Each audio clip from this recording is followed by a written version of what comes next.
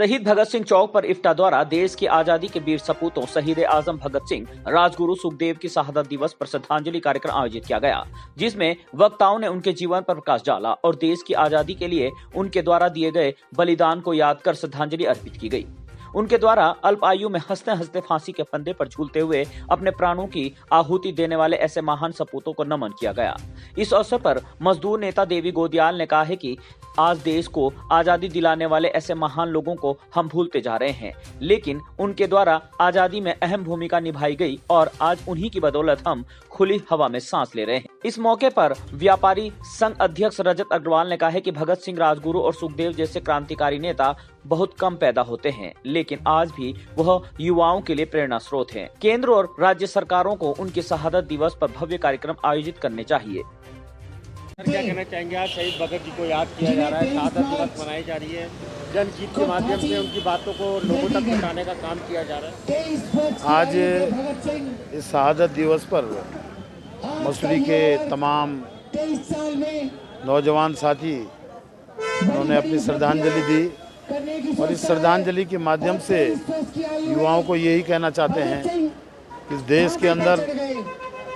जो शोषण जो दिन प्रतिदिन आप लगातार देख रहे होंगे,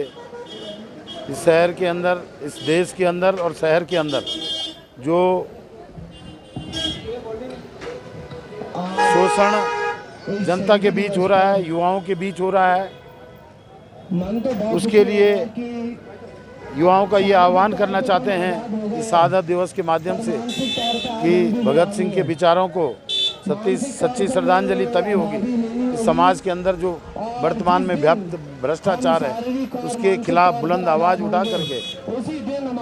करके ही उनको श्रद्धांजलि दी जाती है। देखिए, आज भगत सिंह जी, राजगुरु जी, सुखदेव जी के शहादत दिवस पर हम मसूरी के तमाम वासी उनको श्रद्धांजलि अर्पित करते हैं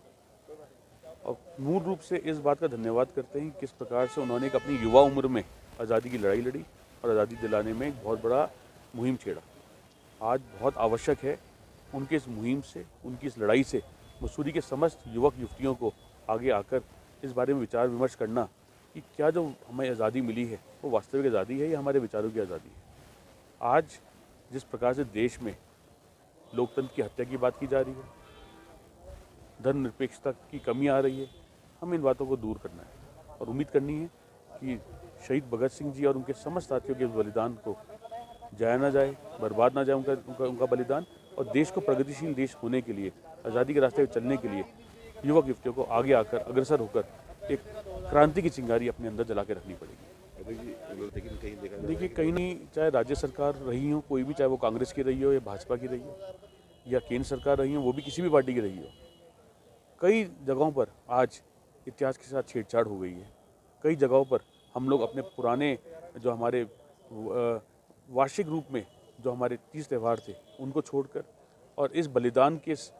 दिवस को छोड़ना एक गलत साबित होता है। इसका मूल रूप से कारण ये है कि हम लोग सभी इतने अलग अलग कार्यों में व्यस्त हो गए हैं कि हमने अपनी प्राथमिकताओं को बदल दिया है। हमने प्राथमिकता बलिदान को छोड़कर अन्य कार्यों पर लगा दी है। हम निवेदन करेंगे राज्य सरकार से कि अगले वर्ष एक बड़ा भव्य श्रद्धांजलि कार्यक्रम हो जिसमें पूरे मसूरी के पूरे प्रदेश के युवक युवतियाँ आएँ और शहादत दिवस को शहादत की तरह मनाते हुए सीखें कि किस प्रकार से युवा उम्र में भी शहादत देकर किस प्रकार से आदमी बलिदान देकर